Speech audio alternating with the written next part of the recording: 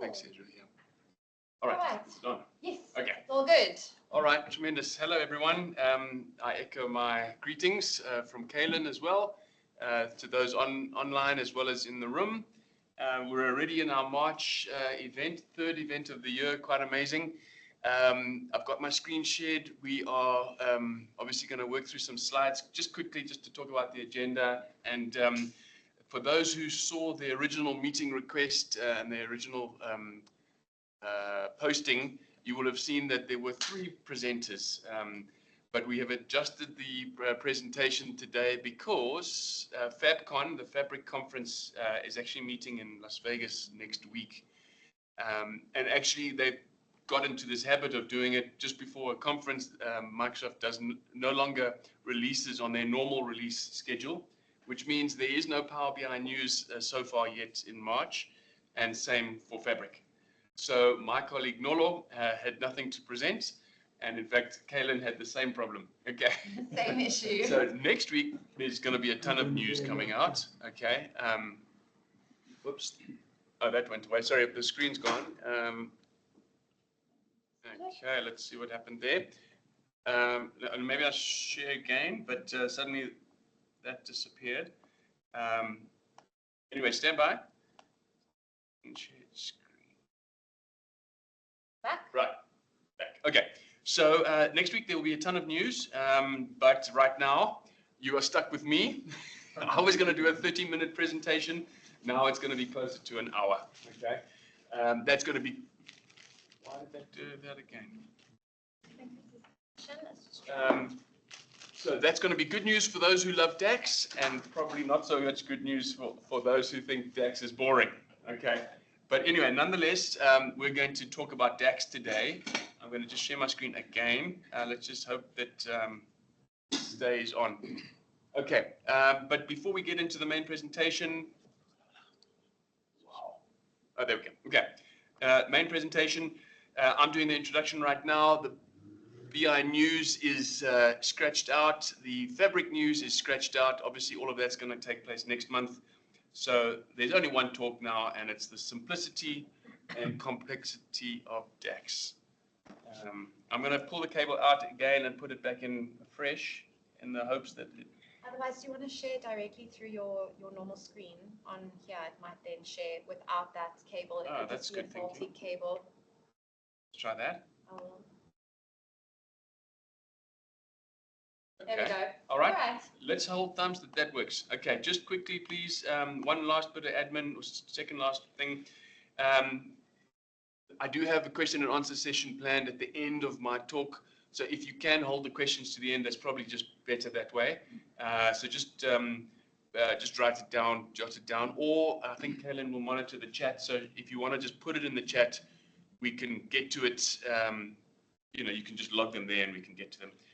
But if you do have to ask a question, obviously just raise your hand and we'll stop and take the question. And then please, the feedback, the survey, the little QR code that's there, please use that. In fact, the topic that we had in February was based on survey feedback, and in fact, same with this month. Okay, so if it is that there's something that you want to hear more about, less about, whatever, just tell us on the survey. The feedback is really helpful for us. Okay. All right, so that's basically that. And then the last thing is, before we get into the main topic, just to say that we're over here. So let me just do this as well. Going, this little trick. Okay, we're over here, March session, hybrid. Okay, you'll notice every second month it's hybrid. So on an odd numbered month, March, we're hybrid. Next month will be online only because it's an even month. It's the 24th. It's the last Thursday of every month. We do have an exciting speaker there, Power Apps and Power BI embedded together, integrating nicely. The lady who's going to do that for us couldn't do it today because she's at the MVP Summit. She's just become an MVP, so that'll be quite nice. So we'll have someone famous to come and present. And then in May, we've also got another exciting speaker. James is coming to talk to us about best practice, about visualization, report design, that kind of thing. He did present, time does fly, 3 years ago, and it was probably one of the most highest applauded sessions. So we're bringing him back again. So that would be the May session. So if there are any volunteers for the June onwards sessions, we've got things like BI flashes. So that's a 5 or a 10-minute conversation. Something that you either learnt that you think others would benefit from, or a little problem that you've been struggling with that you then solved and you want to share that with others. Really, I encourage you to share it with the community. You don't have to be an MVP. You don't have to be a black belt at DAX or whatever to do these things. And so whether it's a BI flash for 5 or 10 minutes or a main topic, which is 30, 40, 50, 60 minutes, it's up to you. But please do volunteer. You can use the survey link there just to volunteer. Okay. It isn't as scary as you think. So do consider it, please. All right, there it is. That is the PowerPoint side of things. So Alt Tab, and let's get to Power BI. Okay. All right. No, let me minimize everything. Okay, so if I can just ask for a show of hands, please. I'm going to ask, there's four options for the answers. I want to ask your level of experience with DAX. So option 1 is 0, I've never ever used it. Option 2 is I'm a beginner. Option 3 is I'm intermediate. Option 4 is I'm advanced. Okay. Now, it's obviously subjective, and you might not know what advanced is relative to intermediate. Just go with gut feel. But, okay, if I can just get a sense, how many people have never used DAX before? In the room, everyone has used it before. Can you just put up your hand online, please? Just to get a sense. Cool. What have you got? 1 so far. 2. 1. Some of our recent grads that Okay. have joined the call. So thanks, guys, for coming. You'll learn something today. 0 experience, we've got 2 people. Okay, that's cool. All right, beginner. Let's see in the room. No one's a beginner here. Online, we've got 1 so far. 2 people. Okay, intermediate. Let's see. Okay, those who've been using it and they feel they're intermediate, we've got 3 in the room, and we've got 3, 4, 5 online. Okay, nice. 7 online. 7 online. 7 online plus 3. Okay, that's 10. Okay, anyone want to put themselves down as advanced? I can say I am. Is it? Nice. Can I tell you what? I think I'm advanced. But when Yeah, I but look, there's a lot of things No, because listen, every month's coming new. no, true. But when I look at the videos from those Italians and those other people overseas, I realize that There's a lot to learn. it's just enormous. Okay, so like genuinely, it's a massive thing. Anyway, the For point. me saying advanced, Yeah. I'm saying I'm more than like the average old. Yeah. Okay, and I think that's probably a better way to have described it. And Ezra, I'm sure you are. Yeah. So from that point of view, just we've got a nice mix of people. My presentation is beginner and intermediate. I could throw in some advanced stuff in there. We'll see if we've got time. Okay. Like I said, there's also time for questions and answers, so we can do that as well. Okay. Now, maybe a little bit of background about DAX. DAX stands for Data Analysis Expressions. It's a Microsoft technology. It's been in Power BI since Power BI was born, which was nearly 10 years ago, July 2015. But it's been around a lot longer than that because it's built inside of Excel. If any of you have been using pivot tables, that's DAX in the background. Okay. I call it differently. Yeah. Not DEX. There's another word. Yeah. I don't remember. Anyway, DAX is actually the formula language that it uses, okay? And if you think about maybe the Vertipack engine and those kind of things, it's different Also names. trade later, I think MDX, MDX. that's multi-dimensional expressions, and that's older technology. Okay, so DAX is actually tabular functionality, and MDX is multi-dimensional functionality. They are very similar in some cases, but actually MDX is harder and older. Okay, so the tabular functionality is easier and it's better performance, and so that's the DAX side of things. Okay. All right. So if you've been using pivot tables, that's DAX in the background. You probably didn't write any DAX. Okay. But whenever you create a pivot table, it's got DAX happening in the background. Those little auto sums, the little sigma things, that's a measure that it's written for you because it's a value column, and it says most likely you want to add it up. So it's a sum thing. Power BI has the same story. Any value column, it's automatically going to put a little sigma auto sum button, and that's DAX happening. You probably didn't know, but you can open the data model in Excel and do all sorts of things. And I actually did that for 2 or 3 years before Power BI was born. So the point is, DAX was around, just didn't know it. That's all. Okay. All right. So that's a little bit of background. The title of the presentation is Simplicity and Complexity of DAX. So DAX is actually very, very simple until it does something that you don't expect. Okay. And that is where one has not understood what is going on, and therefore it is behaving strangely, but it is still behaving correctly. Okay. You just got to understand why. Okay. Sorry, I just realized there's another spreadsheet. There's actually 2 that I need to open quickly. DAX context, that one I need. Okay, so our company does offer Power BI training. This is not an advert for that, but the reason why I say that is this stuff that I'm showing you now, I developed for the training. So I kind of cheated and didn't start something from scratch. Okay, so other one I'm looking for is not here. So stand by. Let me just go to grab the thing quickly. So I'm actually going. All right. So let's get started with.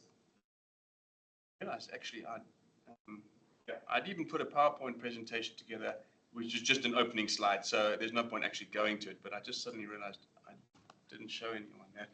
It just has a couple of functions on there that we'll try and cover. Okay. The colors don't mean anything. It's not like yellow's complex and white is simple. But we're going to talk about calculate, we're going to talk about filter, we're going to talk about some count rows, a couple of other things. Okay.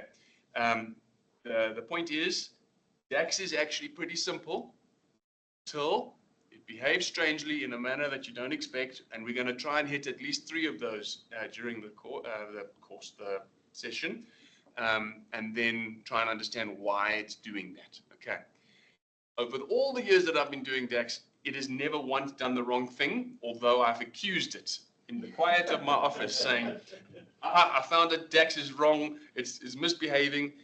And then I realized after, whether it's 10 minutes later or 3 hours later of fault finding, actually, humbly, I have to admit that DAX is correct and it has never gone wrong. Okay. So the point is, you will either love DAX or you'll hate it, or sometimes it's both. Okay. But it is an amazing technology. Any BI tool must have something like DAX, and some are baby DAX equivalents, and some BI tools are properly comprehensive. And Power BI, based on Power Pivot, based on multidimensional, all coming into it, is probably the most comprehensive of the lot. Okay, so from a formula type environment, DAX is very strong. Okay. I got one more introductory thing to say, and then we'll actually start this thing. Okay, but the other introductory thing is that DAX is the formula language, but it's tied very closely to data modeling. So DAX can only really work if your data model is doing the right thing. Okay, now there's bad ways of doing data modeling, and you probably still get the answer. It just might not be an efficient model. And then there's better ways and brilliant ways of doing data modeling. We're not covering data modeling now. Otherwise, we could be here for hours and hours. Between DAX and data modeling, you can literally talk for 20, 30, 40 hours. Genuinely plenty. Okay. So we're just doing, 45 minutes. In this case, we're not going to cover data modeling, although they do go hand in hand. Okay. All right. There we go. All of that's done. So, I am going to sort of do it in sections. We're going to start with simple. Then we're going to go a little bit more complex. Definitely not advanced. That stuff is not advanced. Okay. But I'm just saying it's a bit more complex because there's some things happening that maybe you just haven't quite figured out. And then hopefully you do figure it out. Okay. And then there's something new called visual calculations, which we're going to cover as well. Okay. All right. Good. Excellent. So I think we covered all of that fun stuff. Show of hands, we've done that. Yeah, okay. Maybe the comment I was going to say right at the end, I'm going to say now. A lot of people, if you're looking for a job or whatever, you put on there, you've got your Power BI certificate, or you've been doing Power BI for 1 year or 3 years or 5 years, okay? If it is that you like DAX, now there are some personalities, me, I really love DAX, okay? There are some personalities that love DAX and therefore enjoy doing it day to day. And there's some people that do Power BI that say, if I can get as far away from DAX as possible, I'm happy. Obviously, they're happy to write sum and count rows and whatever, no problem. But as it starts to get a bit complex, they want to run away. Power BI covers a variety of different personalities and interests. But if it is that you enjoy DAX, may I suggest to you that if you're looking for a job, on your CV, put there, I enjoy DAX. You know, I consider myself an advanced DAX user, okay? You know, that kind of story, because there are people that need to hire DAX, people who enjoy DAX, and I've been looking, and I can't find them because they don't put DAX on there, okay? Okay, but also at the same time, let me suggest that if you don't enjoy DAX, don't put it on there. Because I've interviewed a few people who said they can do DAX, and then I asked them some of the stuff in the middle there, and they've got no idea. Okay, and so that means that they wouldn't even classify as intermediate. Okay, so all I'm trying to say is if you do enjoy DAX, put it on your CV, because some people are looking for that, and that will set you apart. But don't try and pretend to be someone who you're not. Rather be, I'm a data engineer, I'm a data visualization specialist, I'm an analyst, I'm a programmer, I'm a whatever, or I love formulas and DAX and all that This stuff. looks like BI people. Yes, this is Yes. there you go. Okay. All right, we've got some extras here. Unacceptable. Excellent. Unacceptably. Come on in, come on in. Yeah. Right. Hello. Good afternoon. How's it going? Good. Excellent. Thanks. Sorry. I've been talking for about 20 minutes, but we're actually only about starting now, so you actually hardly missed anything. You've missed the introduction. Don't worry. Okay, sure. Anyway. Okay. Cool. So, all right, that's the end of the PowerPoint. Now I'm going to go to Power BI, okay? And as I mentioned, some of this stuff I've developed through the training course rather than specifically for tonight. But there's a lot on this page. Don't worry, we're going to do it in different sections. I want to start with theory of context, okay? Because that's probably the most important thing in DAX, okay? Context. Now, if you didn't know about the word context and you didn't think about it ever, it's happening in the background, and in fact, it behaves exactly how you would expect it to behave. But I think you need to be aware of it and how it is different from other things for you to appreciate why it is so important. Okay, so it is a bit small. Let me just zip up a few things so you can see.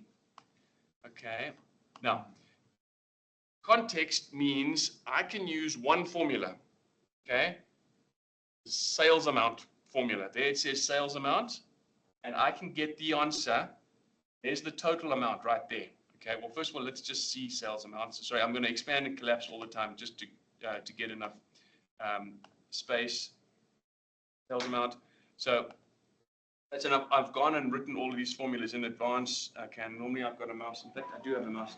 Let me just mouse it so I can enlarge it. If you control and scroll on your mouse, you can make the formula bigger. Okay, there we go.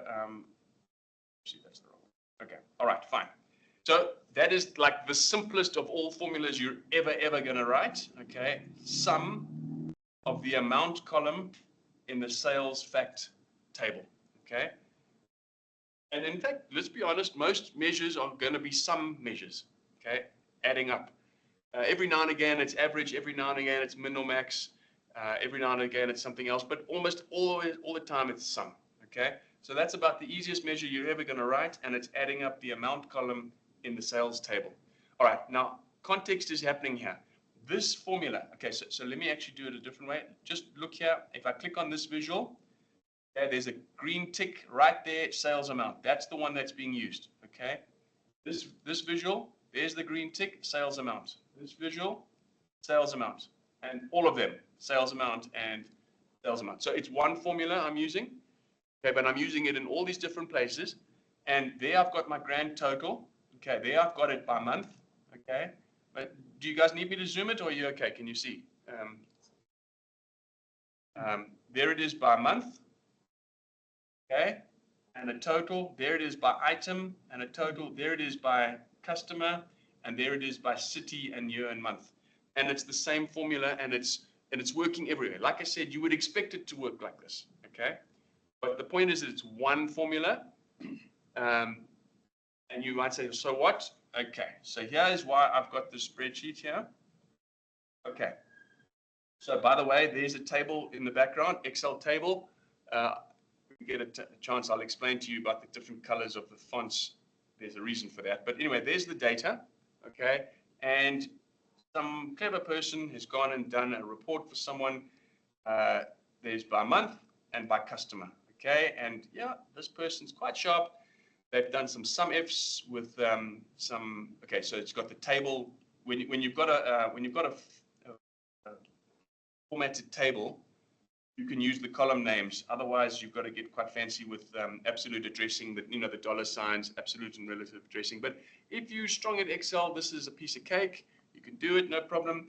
And here we go. We've got by year, by customer. Brilliant. But the person you've given this to says, actually, thank you, Sven, but actually, I want to see it by month, and I'm not interested to see it by customer. I want to see it by item. Okay? You say, okay, no problem. I just need 20 minutes. Okay? So you go in here and you change this to be January and whatever, and you go and change this to be item 1, item 2, item 3. But then all of these formulas have to change. Now, admittedly, you can change just the one and copy and paste it to the rest. Okay? But there are still 126 formulas that you've got to work on over there. Okay, that's the key. There's 126 formulas there, and if someone asks you to change the layout of the report, you've got to go and update all those formulas. Okay, Power BI is not like that. Okay, if someone says thank you, Sven, for doing this amazing matrix here, but actually I don't want to see city here. Okay. They can just go and do, I don't know, category. Let's take city, or it's country actually, sorry. Country out, and let's put item category in. It works. Okay, and if they say, I don't want to see years or months, or actually we can just drill up, drill down. So we can just drill up to 2018 and down to years and months. So the point is, it's one measure, one formula, and it's working everywhere there. And it's working because of this thing called context. Okay, so we're going to spend a few minutes talking about context, and then we're going to start doing some other measures. Okay, this is like the foundational thing about DAX. Okay, so it's one formula, and remember we saw it. It was adding up the amount column in the sales table. Now, if there's now's the first time I'm going to start to use the word context. Okay, now there's a whole lot of different types of context. Okay, there's row context, there's filter context. Then there's initial context, then there's evaluation context, then there's context transitions and all of those things, okay? I'm just going to talk about one kind of context. That's called filter context, okay? And I'm not going to say filter context every single time. I'm just going to say context, okay? There is a difference between the two, row context and filter context and all that stuff, but you don't need to worry about that now, okay? The key here is we're talking about filter context, which I'm going to call just simply context, okay? And what it's saying is go to the amount column in the sales table, which maybe there's 200 rows, maybe there's 1 million rows, maybe there's 1 billion rows, okay? But when there is no context given, okay, the other way of saying it is it's the context all. It's all context, so it's all transactions. That's what this one is, okay? Because there's no context here. I'll explain that in a minute, okay? But on this one, the context is year month 2018-01, and that's why that answer there is 200,000. Now down here is the grand total, so the context is all year months, all of them, okay? That's why 1.9 million, 1.9 million. And here, 1.9, it's all items, okay? So the total is all, okay? So it's saying my 1 million of rows in the sales table, go and add up the amount column for all 1 million rows. Go and add them all up. Okay, that's for the total. But for this one, it filters it to all transactions that are in January 2018. It might be one row, it might be 1,000, might be 100,000, but it's going to add up that. So it's the same formula. There it is. But the context, the filter context is telling it to add up all the rows or just some of them. Okay. January 2018 or item I100. Okay. Right. Now context can get a little bit more elaborate than that. Okay. I can click on item category of colors. Okay. And I can control click onto January 2018. And now the 192 is the same number there. The context of this thing is item category colors, year month 2018-01. Okay. So it's the same formula. It just has a different filter context to now say I'm not going to add up my million rows of sales. Instead, perhaps I've got 10 rows or 5 rows or whatever, and it is because I've filtered it down to item category colors, year month 2018-01. Okay. And that is how you can use one measure on the whole page and have it do everything correctly because it's using context. Okay. All right. Now, I told you we're not going to do data modeling, but just maybe 2 minutes of it. So context works through relationships, and relationships are how you join different tables together. Okay. And so we've got the calendar dimension up here. So that's the year month 2018 January coming from the calendar. We've got the item ID, item table, that's, colors and shapes, and item 1 and item 2 and item 3, that's coming from here. And then customers, including the country and the city, Japan, and, the different names. And those are coming through the dimensions. And then because of these relationships, down to the fact tables, we've got, that they work that way. Okay, I'm going to pause just to get some user interaction. Those who've been doing DAX and data modeling before, can you give me a reason why you need dimensions? Anyone want to try and suggest why? Sorry. For filtering. Okay. So you can filter on your transaction table. So just expand a bit more, explain a bit more. Well, the way that I understand it, that the dimension tables are specifically there propagate filters onto the fact table. Yes. So the answer is it's more efficient to filter on a dimension than it is to filter on a fact table. There are other reasons, we're going to come to them, but to expand that thing, let's just say you've got 1 billion sales transactions, okay? 10,000 transactions per day, and you've got 10 years of history, and so you've got many transactions. If you say to Power BI, please can you filter to give me the 27th of March 2025 sales, it has to go through 1 billion rows to check, is it the 27th of March? Okay, 1 billion checks to come up with the answer of whatever the rand value is. If you filter through the calendar table, 10 years is 10 years times 365 days in a year. That's how many rows you've got in the calendar table. You filter it to the 27th of March. That's like a tiny, it's 1 out of 3,650 rows, okay? So that's hardly, like it's a millisecond of work for Power BI to do because of the relationship. From the dimension, the one side to the many side, and that's data modeling stuff. Don't worry about it now. Because of that, and you used the word propagate, it propagates down. It actually turns that sales table instantaneously down. Instead of 1 billion rows, it shrinks it straight away. And it makes it into 10,000 rows because that now only has the 27th of March, 2025. Okay, so side road onto data modeling. You use fact tables to filter, especially if your transaction table is very big, 1 million, 1 billion, whatever, then you need dimensions. There's another important reason why you have to use dimensions.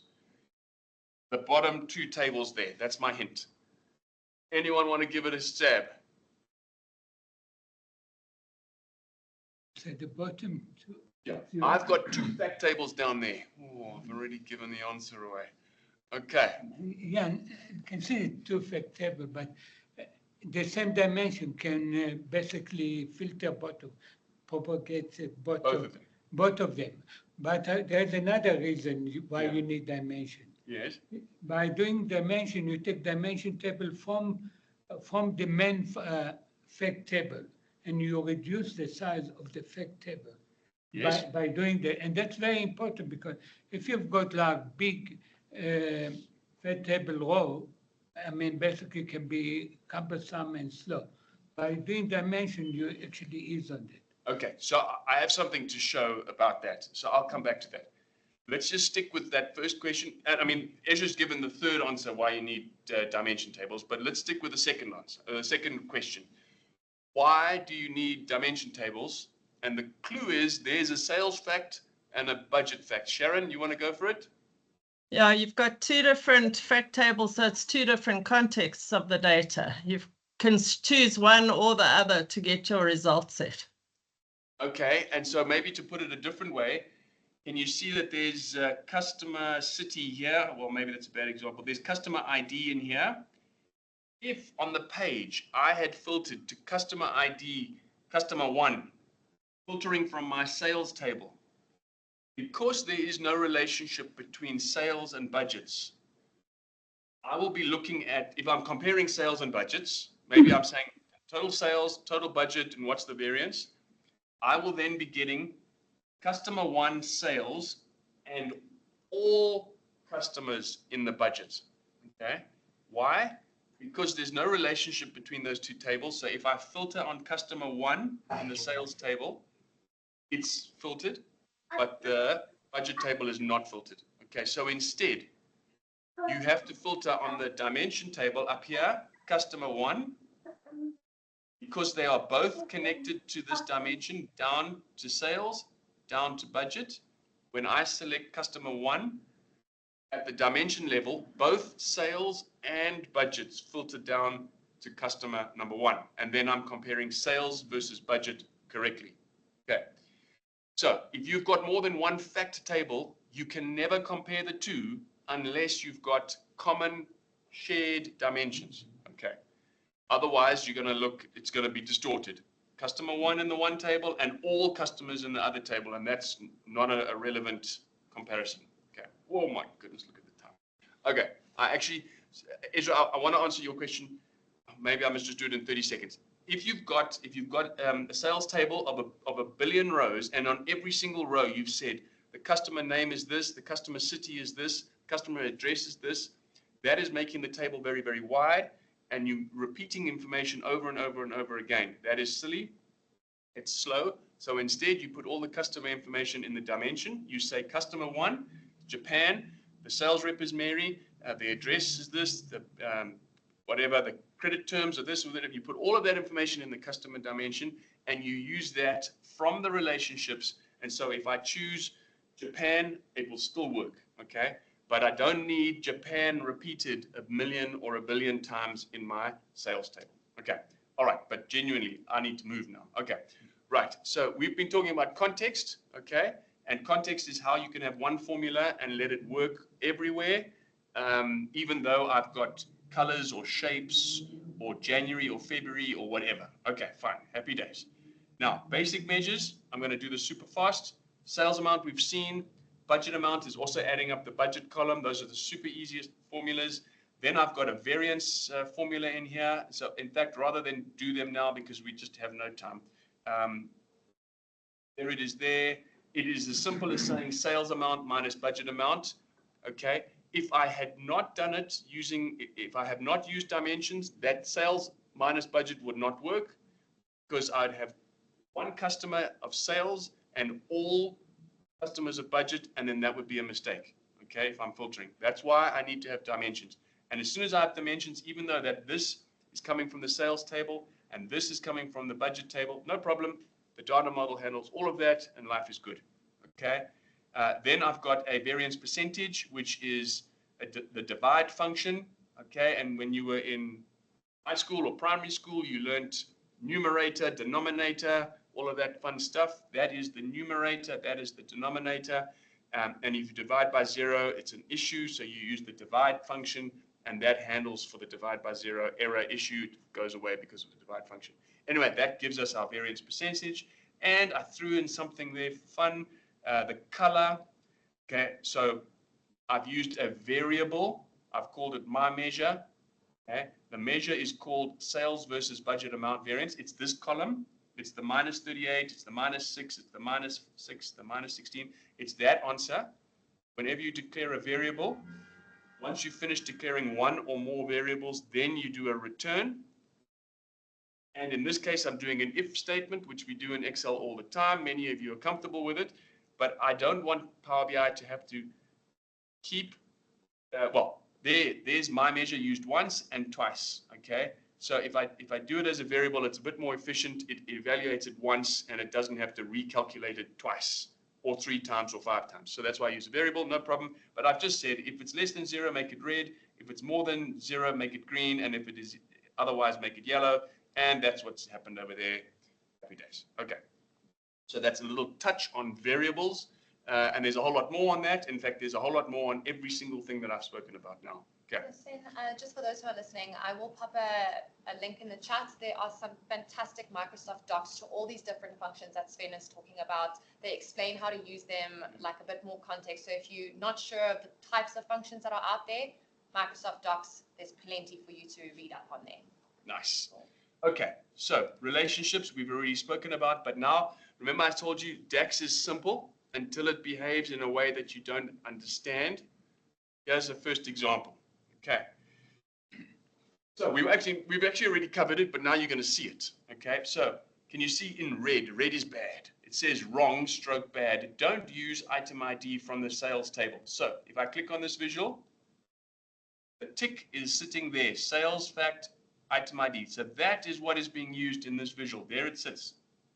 As a result, sales amount, which is also in that table, it's behaving perfectly. No problems. But look at budget amount. As soon as you see the same number repeating every single row, you know you've got a problem with your relationship. And I'm telling you now, mark my words, at 17:41 on the 27th of March, Sven said, if you see something funny, almost every single time it has something to do with relationships. I can guarantee it. Okay. And so in this case, okay, there is no relationship from item ID. There it sits in the sales table. There is no relationship to the budget table. Let's go and have a look. Okay. It looks like there is. There's all these lines and whatever, but I promise you there isn't. Okay.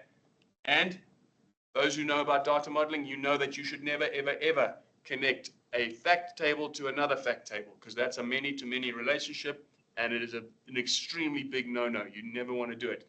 So you never do that. It does kind of look like maybe they're connected, but I promise they're not. Okay? And the point is they're connected through shared dimensions at the top instead. That's perfectly allowable. That's encouraged. You never do fact to fact. It's a mistake.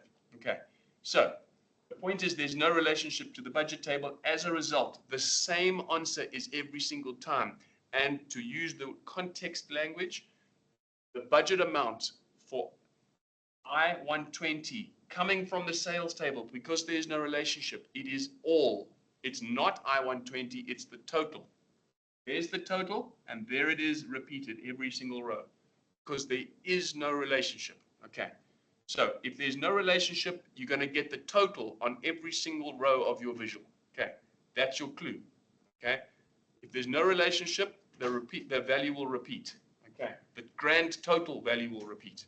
Okay. The good way is to use item ID from where? There's budget, there's sales, there it is, there's the green tick on item ID in my dimension.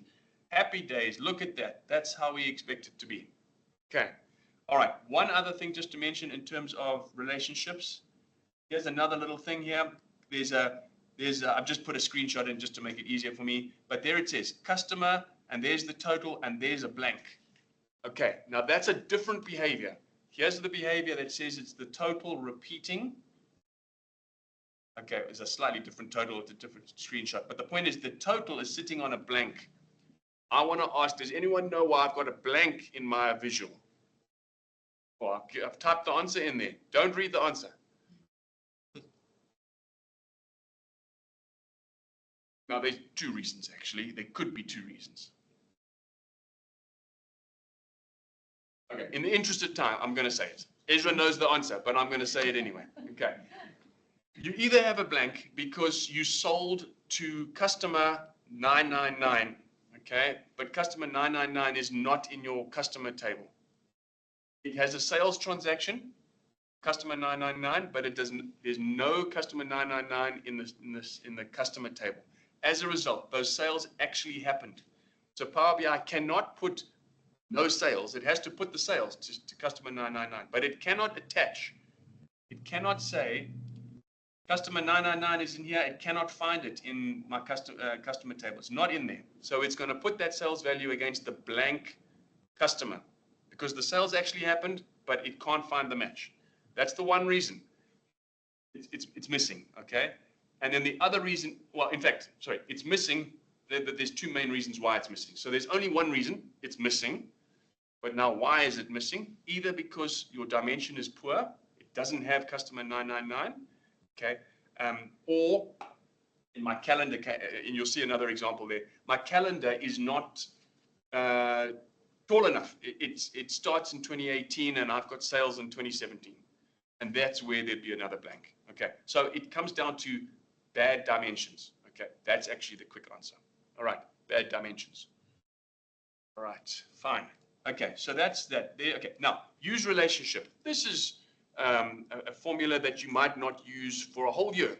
Okay, I give the training, I tell everyone about this, and then I get people phoning me a year later to say, remember there was that thing.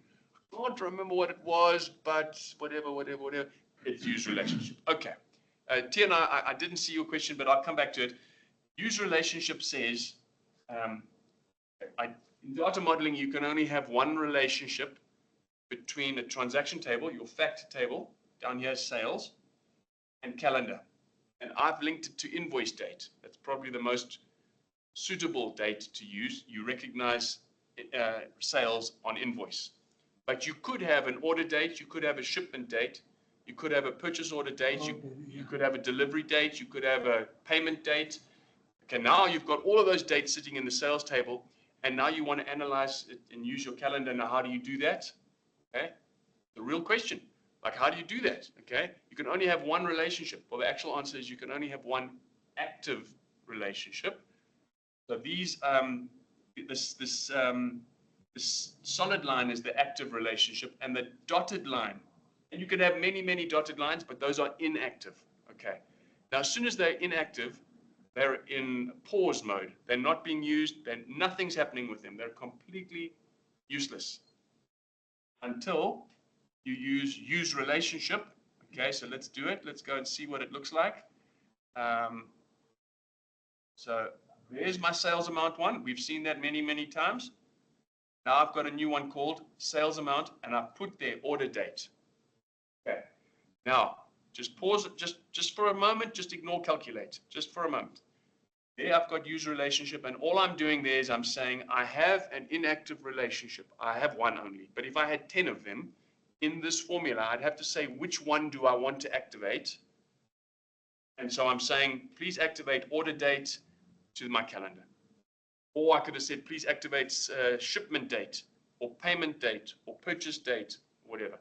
I'm just specifying what's being activated. And as a result, what am I seeing here? I'm seeing, I'll explain the blank in a second.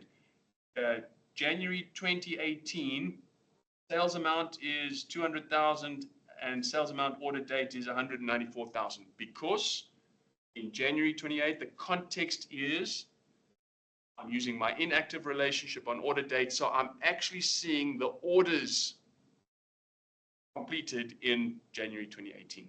Okay.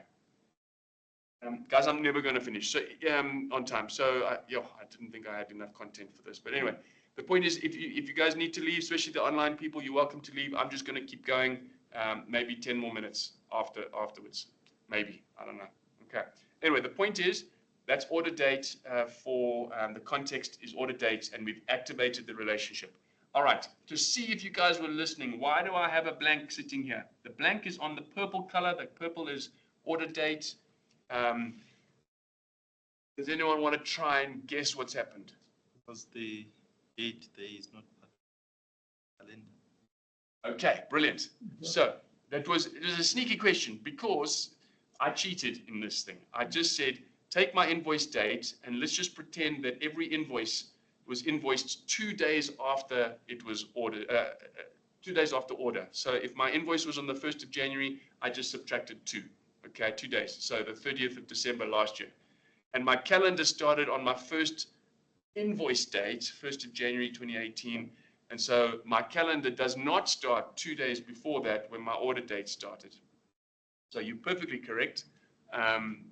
My calendar is not tall enough. It does not have anything in 2017. And as a result, it's showing up on the blank thing. If I extend my calendar, all of a sudden, boom, it will have December 2017 and the purple will attach to that. Okay. Nice. Good answer. All right. Time intelligence. Okay. Every single person who's ever built a Power BI report for someone, it has to include time intelligence. Time intelligence means year to date. It means year on year. It means this month versus last month. Okay. Now, to do this, this is where that beautiful thing called context now gets in your way. Okay. Because this just this page alone, I could probably spend 20 minutes on, okay? But there's sales amount, and we've already learned that the sales amount value says go and add the amount column, the sales table, or we're filtering down to January 2018. That's the answer, okay? Context is working beautifully for that column. Beautiful, beautiful, beautiful. But how would you write a prior month formula? So the context is going to say January, well, in this case, February 2018. Now you've actually got to adjust the context, okay? And to do that, you have to use something called calculate, okay? Calculate is going to, besides sum, calculate is the thing you're going to use more than anything else because you need to adjust context, okay? And in most things, you don't need to adjust context, but in time intelligence, you absolutely have to, because what this is saying is when the context is 2018 February, please don't give me February's results. Actually, give me the PM, prior month. Give me 1 month earlier. So when you see February 2018, please give me January 2018. In English, it sounds so simple. In DAX, you've got to use calculate, and you've got to change the context. Now, remember I said to you there's a lot of context, and I said one of them is called filter context. In actual fact, it's really called initial filter context. And now with calculate, I'm changing the context. So I'm adjusting the context. And then the final context is actually called evaluation context. No one's going to test you on that. Don't even worry about it. The point is, I'm taking context and I'm adjusting it using calculate so that when it sees February 2018, it must give me January 2018. Simple, simple, simple. You can see it's simple. Okay, right. So where's my measure? There. Okay. Now, there are some functions in DAX that help make things easier. Date add is one of them. Okay. And there's a whole lot of stuff going on in the background. This is called syntax sugar. It's making your life easier, but there's stuff going on in the background, okay? Date add. And all it's saying, I have to have calculate there, okay? By the way, some of the syntax sugar even goes so far that you don't even use calculate. It does the calculate for you. But just put calculate there anyway, because there's practice. You don't have, it'll still work if that's syntax sugar. Put it this way, I don't just say Microsoft got lazy, but on some of the syntax sugar, you still have to put calculate, and others, you don't need to because they've catered for it. So they kind of did 100% job on the one and 90% job on the other. That's my own view. I might be right, I might be wrong, I'm not sure. The point is, date add is a function that is adjusting the context, but it cannot do it without calculate. And just know that anytime you want to adjust context, you have to use calculate. Okay? But sometimes syntax sugar will do it for you. You'll see an example soon. I think I've got one. Okay. Anyway, the point is, what are we doing? We're going minus 1 month. So when I see February 2018, it must evaluate January 2018. That's all it's doing. Okay. Super, super easy. Okay. The next one is PY, prior year. Same principle. When it sees January 2019, initial filter context, please adjust it using calculate and date add minus 12, months or -1 year, it's the same thing. So when it sees January 2019, it must go and actually evaluate January 2018. Okay, that's what it's doing. Right, there's the PY, and there it says -1 year. Okay, fine, happy days. Now, there's a year-to-date measure. In fact, I didn't put year-to-date in this visual, which is silly, although it doesn't matter. The point is year-to-date, there is syntax sugar for year-to-date, okay? Sorry, I did. I'm not wearing my spectacles. There it is. There is June year-end. Okay, now, Microsoft is America. And in America, they don't have companies having a February year-end. In South Africa, well, there's a ton of them, okay? And the problem is February is a leap year every 4 years. And so syntax sugar year-to-date time intelligence will not help you, okay, if you have a February year-end. So if you don't have a February year-end, no problem. Use the syntax sugar. There it is over there. No, that's the scary one. There's the easy one. Look at that. There is no calculate. That function, total year-to-date, is syntax sugar. It's doing calculate and a whole lot of other things in the background, okay? But all you have to do is specify your calendar table and your year-end. That's June the 30th, or the 31st of December, or 31st of August. No worries. It's going to work every single time, except February. Okay, so if you've got a February year-end, you need to breathe deeply, okay? You can Google it. You can find the formula that will do it for you, but it is a scary formula, okay? But when I first came across this formula, it was like literally before Power BI was born, okay? It was back in 2013, 2014. The guy who wrote it, Collie, I can't remember his first name. Anyway, he called this the greatest formula in the world. GFITW, greatest formula in the world, okay? And it looks bloody scary, okay? But once you've learned the pattern of that, you can make a 3-month cumulative, 3-month moving average, or a life-to-date cumulative, or a prior year, prior month, year-to-date, whatever. If you learn how that thing works, you can do so much stuff. And you can do a February year-end, because this one will not suffer from a leap year, okay? But there is definitely no time for that. The point is, it's got to calculate in there. It's got to filter all. So filter works and does something. All does something. Then you've got the year is equal to the max of the year, and the month is less than or equal to the max of the month. It's like, what is all of that? Once you break it down into pieces, it actually makes sense, okay? But we definitely don't have time for that. Pity, because I actually wanted to cover filter and I wanted to cover all. I will still do those, but not in this formula, okay? All right. Cool, I'm sorry anyway. Here's going to be another example of where DAX will behave unexpectedly, okay? And as long as you are aware of it, then you'll be okay. All right. So this top left, okay, I've called it raw or a Boolean filter. Now, if you haven't heard of that before, you're like, say, what is that? Okay, so let me show you the formula first. Calculate. I'm changing context. That's why I've got calculate there. And I'm saying I want to see customer equals ACE distributors. Okay. Now, if I go Control X, as soon as I hit comma, the IntelliSense is telling me a few things. The only problem is you can't see it. There it says filter. Okay. And in actual fact, what you can't see is it says filter, comma, filter, comma, filter, comma. You can put as many filters there as you want. Calculate allows you to put filters in there. Okay. The filters are a change in the context. So that's what you want to do.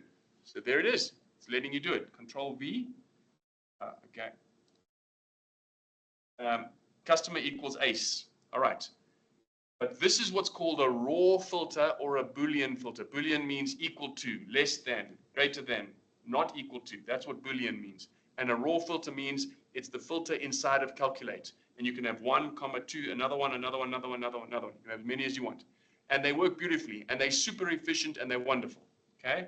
Until you hit the unexpected scenario, which is the one on the right-hand side. Okay? But first, let's just deal with what we're seeing here. Okay? So I've just put their sales amount, always ACE.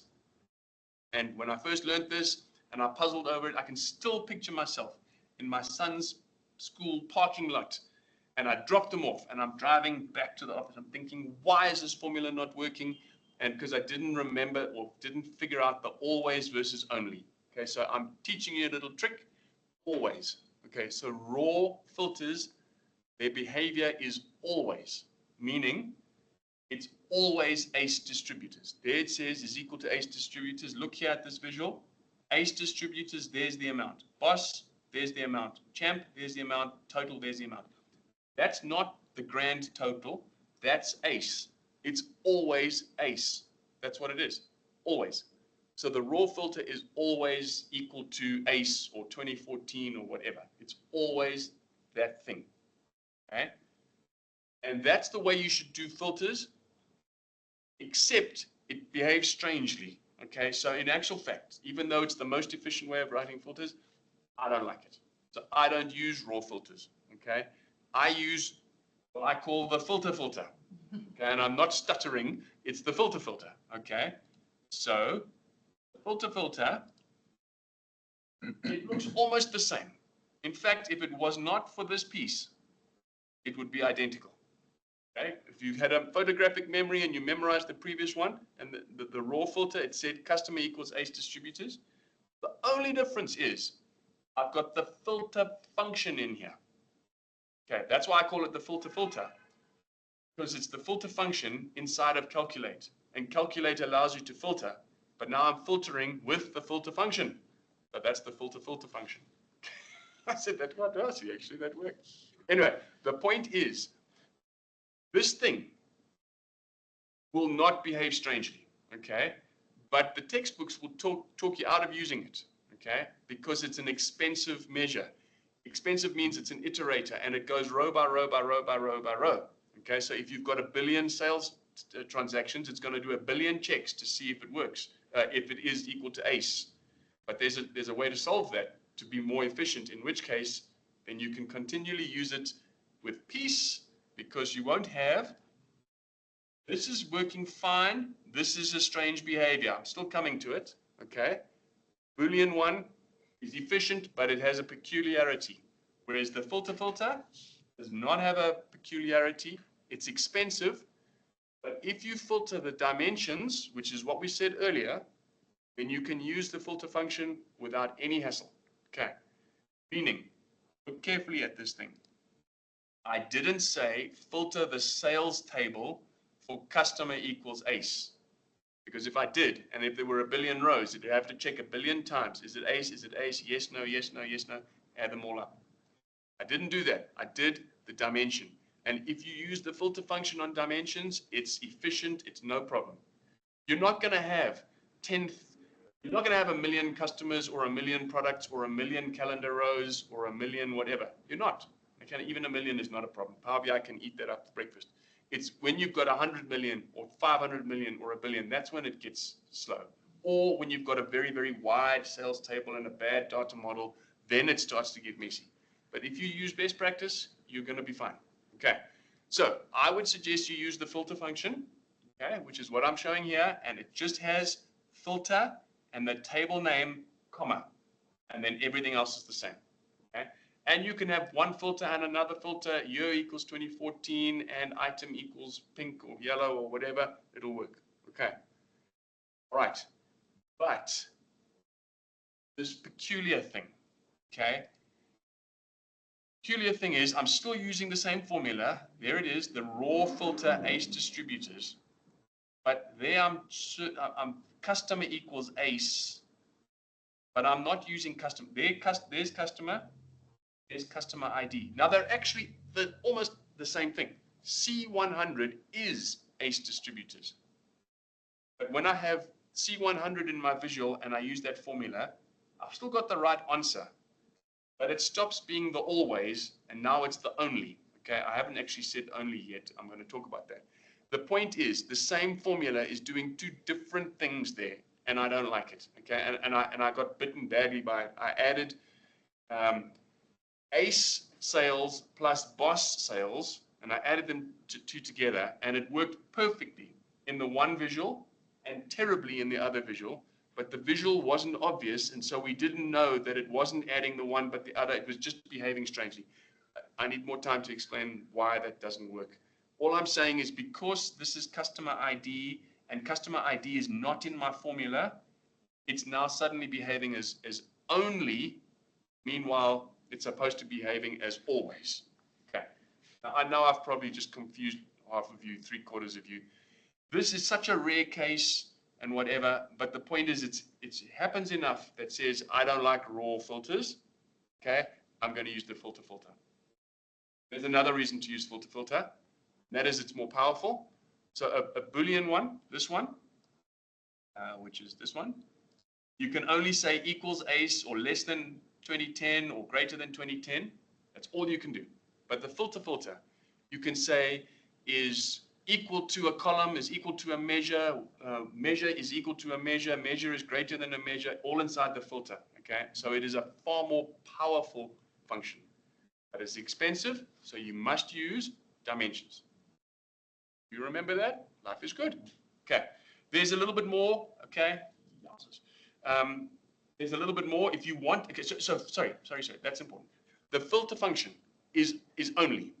It will only show you ace distributors because I'm filtering the whole table, and I can't get into it now. Otherwise, we're going to be even later. You just have to memorize the filter function is only. It will only give you ace. Okay. So if I go and click on boss, that goes to blank because it's looking for ace through the filter and through the interaction, the cross filtering here, it's looking for boss. You cannot be boss and ace at the same time, so the visual goes blank. That's actually how you would expect it to behave. Okay, but if I had done it the other way around, if I had gone to boss over here, this one is still working, but by the way, it's not boss. It's always ace, so that's ace. It's not boss. Okay, so there's another example of why it's actually not behaving so well. Okay, and there, champ. There's champ, but that's not champ. That's boss. Sorry, that's ace. Okay, it's always ace. All right, so it's not misbehaving, doing exactly what it was intended to do, but it's not intuitive for us. That's why I'm saying use the filter function. Okay, all right. But anyway, if you ever want the filter function to be always ace, then you've got to use filter and all, the all function. And exactly as it is, it gives you all of them. So as soon as I say filter all, now I've got always ace, always ace, always ace. So I can make this thing behave like this thing, but it's consistent, it's reliable. I had to add all in there. It was something that I did, and then it behaved that way. So I'm happy, as opposed to it might behave this way, or it might behave this way, and I don't like that difference. Okay, all right. I'm going to do visual calculations, and then we're done. Okay, I'm sorry we're on over time. I see Daryl's got his hand up. Sorry, Daryl, can you hold it to the end, please? Okay, visual calculations. It's been around 12 to 18 months. Okay, I declare I have never used visual calculations until yesterday. Okay. Good. Yeah, it's good. It's good because they are meant for beginners. Okay, and I know how DAX works most of the time, if I don't forget stuff. And so I don't want to use this stuff, okay, because there are some limitations about visual calculations. But actually, I need to get behind visual calculations because the grandpa, the big daddy of DAX, Jeffrey Wang, he recently went on Guy in a Cube, and Patrick LeBlanc spoke to him. I mean, he's the guy who thought up DAX, like he's like a magician, okay? Anyway, he is behind visual calculations, and he's making it because a lot of people don't understand context and how all this works and whatever. And so visual calculations is actually pretty simple, okay? So you might say, well, why do I ever have to use DAX if I can just use visual calculations? The answer is visual calculations, whatever I write sticks in that visual. It's only in that visual, which means if I need to use it again in another visual, I've got to write the formula again. Okay. All right. So it is solving a problem, but it's creating another problem. Okay. It cannot be used in multiple places. Okay. So if you fancy yourself as an intermediate or advanced DAX person and you come across a slightly complicated requirement, soldier on. Google it to death, figure out how to do it, and do it with DAX. don't do it with visual calculations, okay? Because then at least you can use it over and over again, okay? But if you're a beginner and or you're short of time, go with visual calculations. It will solve the problem for you very nicely. Okay, so in fact, Jeffrey Wang showed an example of something that a DAX expert could do, and it was a proper formula. Okay, and he said, let me show you how to do it in visual calculations, just like that. Done. Okay, so visual calculations are there to make it easier for beginners. Okay, there's also a performance improvement because it's literally doesn't care about your whole data model and everything going on there and how many rows and whatever. It is just looking at January 2018 or April 2018. That's all it cares about, and that's what it's doing. Okay, so I've got normal measures in here, and then I've got a visual calculation one in here. Okay, and if you go and Google it, maybe that's how I should kind of end it off. Go and have a look at the visual calculations thing. It will explain to you some of them. There's running total, and there's compared to previous, compared to next, all that sort of stuff, compared to category, compared to parent, child, whatever. Some of those can be complicated to write. And so visual calculations, you can literally do it in seconds. It's so easy, okay? So I didn't like them because I'm a purist, but actually I can see myself warming to them, okay? You're going to Oh, work. I can see it. I'm telling Yeah. you, make life easier. I can see it, okay. But there are some limitations. Visual, Yeah. and you want to work out loud. Yeah. I wanted to work variance and just Yeah. did it Yeah, quickly. no, I hear you. But anyway, the point is I was going to show you how to do them and all sorts of stuff. And there is actually, and they're enhancing this, it's still in preview, by the way, which means they haven't finished it. They're still going to add something more next month and something more in 3 months' time, and they're going to make it better and better. If Jeffrey Wang is behind it, he's going to put clever stuff behind it, okay?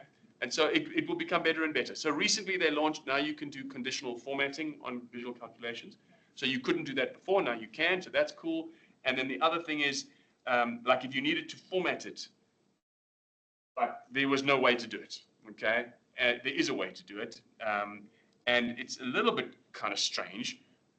You've got to click on the visual, you've got to click on your paintbrush. Here's the thing, normally when you want to format anything, you do it under the visual side over here, all of these things, but lo and behold, it's not there, under properties, okay? Data formats, and then you have to go and choose the column that you want, so that's the one there, and you say it's a decimal number, no, it's a percentage, no, it's a whole number, and it's 1 decimal, 0 decimals, whatever, and then I can go and format this thing, okay? So that's how you do it. Look, there's actually so many ways you can format things, but for visual calculations, not all of those things are possible, and as a result, you've got to do it through here. So you don't do it through the visual format, you do it through the properties thing. Okay. All right, I'm going to stop there. Daryl, do you want to ask your question, and then we can hit some other questions in the meantime? Did post it in the chat there, Sven. You always confuse me with those filters and always and don'ts, and so if we could just look at those measures sometime, if you could post them for us in the chat or upload it, and then we can unpack them in our own time. Daryl and I go back a long, long way. Anyway, he actually used to work with me, and he's heard there's always only a lot. But you always lose me. To be honest, I'm sure I've lost a lot of people. Yeah. Genuinely, that is a complicated thing. I mean, the one behavior is always, the other one's only, and then you can do this and that, and all filter. It is complicated, and So I that's part think of if the we reason can why look you at can those pull it out. measures and your Yeah. visuals at the same time, unpack it ourselves and try and figure out why it's doing what. Because where you lost me was in that bottom left visual, the filter always, or I think it was. Right. Sorry, I've clicked there. Hmm? Which one? The filter only. Yeah, this one? Yeah, I didn't see what that measure actually looked like. Okay. No, but this is actually the way you'd expect it to behave. Okay? Genuinely. Yeah. If you say filter, it must be ACE distributors. It mustn't put ACE amount on boss or champ. It must just put it for ACE. Okay? How's that measure different from the top one? It's almost identical, except it's got this piece in it. That's all. But the point is, the filter function on purpose behaves differently from the raw filter. Oh, I get it. Right, if you don't include the word filter. Yes, That's why I Yes, called it the okay. filter. Yeah, there we go. It's always like, what is the difference? I didn't see that. Okay, I get it. Yeah. So the filter, and I put it in capitals because every time you use a function, best practice is you make it all caps. So You should the rather apply filter, the filter wording. yes, the filter. Okay. Here is the raw one. Where is it? I need to go fix some of my Identical. measures. It's just missing this piece. That word, yeah. There. That's all it was missing. Okay. Escape. I need to go fix some measures then. Okay. But please do the filter on the dimension. Okay. Yes. All right. Thanks, Sven. All right. I also wanted to show you sum versus sum x. Okay, because that's another thing that in fact I can't help it. I can tell you in 2 minutes, but I can't explain it. I can explain when to use it, but I can't explain in 2 minutes how or why. Should I try quickly? Okay. Sum versus sum x. Okay, adios. Grab a slice of pizza on your way out. Yeah. Oh, thanks. And there is also just a question from Helen. I don't know if you want to answer that first. Right, let's try. Helen, if you want to ask your question. Hi, hopefully it will also help Daryl when he goes to fix his measures. So basically, I just wanted to know if that you have any tools that you use to essentially export any measures that you've built in DAX so that you can actually read what is behind the measure. So you have the name of the measure and then the table which it is in, and then the actual calculate, instead of having to open in every measure individually to see what's happening there. So I was wondering if you Yeah. maybe had something like that. So I do use Tabular Editor. Okay. And I've started, since Sven spoke about it, I've started using Evaluate. So I know my measures are returning the right value based on the Evaluate queries now. But I should rather just go and add the filter in there. I assumed, almost like that year-to-date sales, you don't have to put the word calculate. I assumed that was like an optional thing, and now I understand it better. Yeah. And so it's actually best practice to put in even if it does it automatically, rather add the filter context. Cool. But I mean, to answer the other question, so Helen, you can use Tabular Editor, you can use, what's it, DAX Studio. So I've got, let me just expand my menu a little bit. I've got my external tools here. These are the ones I use most often. Tabular Editor will do it for you. DAX Studio is the easiest one to get them. There are quite a few others, Power BI Helper, and literally you can export all your measures, and then in Excel, you just go Control F, or you, on that column, you filter anything that has the word calculate in it, or anything that has the word filter in it, or anything that has something else. Then you know where you must change it. And with this new Tyndall view, there's also ways to do that, and you can push your measures in and change it, find and replace. Beautiful stuff coming. Yeah.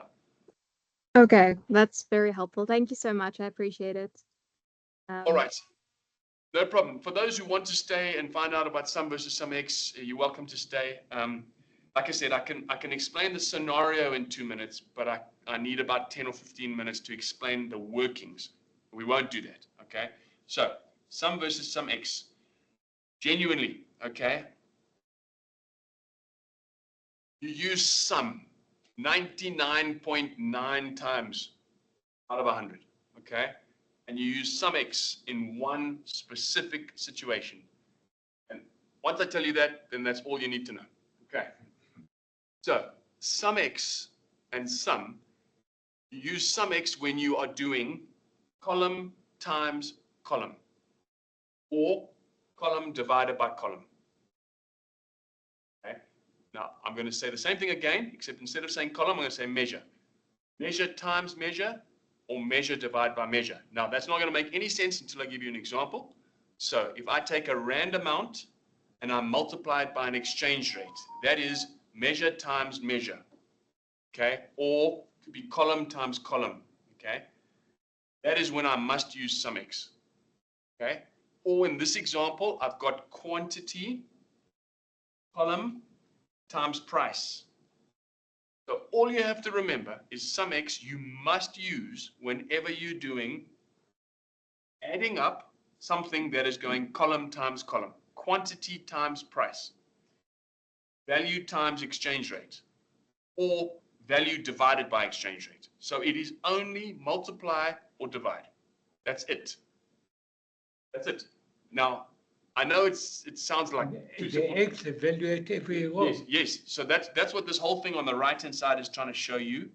And the worst part about it is even if you didn't understand what I said and you still used sum, a whole lot of times you'd think you're actually doing everything correctly, and you'd be looking at your visual. There it says 5,000 Rand and 10,000 and 4,000. You're saying this is 100% perfectly correct. But the total is messed up.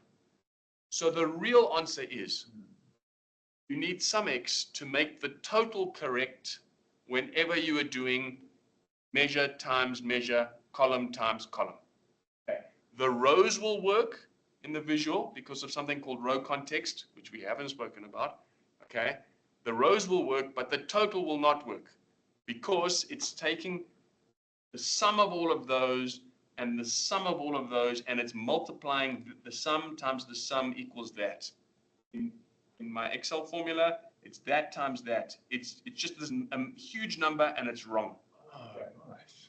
So it will work in your visual if you've got your visual is showing January bikes, January cars, February bikes, February cars. That's going to work perfectly, but your total will be wrong.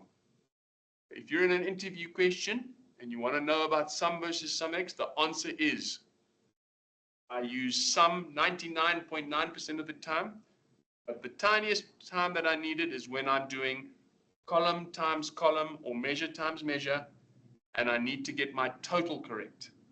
The rows will be correct, but the total will be wrong if I use sum, but if I use sum X, it will be right. Okay. And it is only multiply or divide. Okay. And if you want to, you can even ask someone in primary school about BODMAS, and that's actually where it stems from. Okay. Brackets, order, divide, multiply, add, subtract. That's BODMAS, and it's in a sequence that it does it, and it's because of that, and Ezra was talking about going row by row by row, that's row context. That's all of that stuff happening in the background, but that's the explanation. Okay, let's call it quits. I don't know if you guys are like now, it's like, whoa, this is just too much. But anyway, that's DAX for you. Awesome. So for those that are online, I have posted in the chat the link to the feedback form as well as the QR code if you'd like to give us some feedback. Thank you so much, Sven, for such a fantastic presentation. I think we all learned a bunch today, and also probably, you know, as Daryl mentioned, we have a few things we need to go and maybe tweak on our measures. But yeah, please feel free to give us some feedback. If you are wanting to be a presenter, it can be, as Sven said, something very small, or if you just want to try your luck at presenting and get some more exposure, or practice your public speaking, please feel free. We're always looking for new talent and new ideas and thoughts and perspectives on things. But yeah, are there any other questions? Helen, I see your hand is still up. Is it an old hand or a new hand? It's an old hand that my computer does not want to let me unraise. Oh, that's Thank all right. you so much for the session. It's been very helpful. Have a lovely evening, everyone. Cheers, everyone. Cheers, everyone. Thanks so much. See you next time. Cheers, thanks, bye. Thank you, bye. Thanks, bye. So, you know, I'm completely new to this professionally. I'm not in this profession. I was just wondering, like, all of this DAX stuff, it seems to be meant to make Excel more useful from what I can tell. A lot of the stuff that's here seems to be stuff that SQL can do, I think. So you said Excel and then you said SQL, or did I mishear you? Yeah, no, I said, oh, well, it's the same thing, is it not? SQL and SQL. No, Excel. I heard Excel. Yeah, no, I said the DAX Okay. seems to be, it makes Excel more useful. That's what it seems to be. SQL more useful. No, Excel. Excel. And DAX seems to make Excel more useful. Ooh, I wouldn't say that. So Excel, I mean, absolutely love Excel. Any spreadsheet application. Yeah. I love Excel, and for so many things, Excel is your go-to choice. Like, I mean, I didn't show you about the context thing. I showed you about the years and the months and the items, the thing. But there's on the right-hand side, I've got a visual that says you got to try and do this thing in Power BI. It's impossible. It's not impossible. It's just very hard. Whereas in Excel, you can say that cell plus that minus that plus 100, whatever. To do that in DAX, you're going to sweat. Okay, you're really going to sweat. But besides that example, everything that Excel can do, Power BI can do it faster, quicker, better, more interactive, more everything. Genuinely. So some of them look the same. I mean, in Excel, you say is equal to average, is equal to min, is equal to max, is whatever, all of that stuff. They're almost identical. But the point is, you have to write the sum measure, and then you've got to change it because it's got to be it's items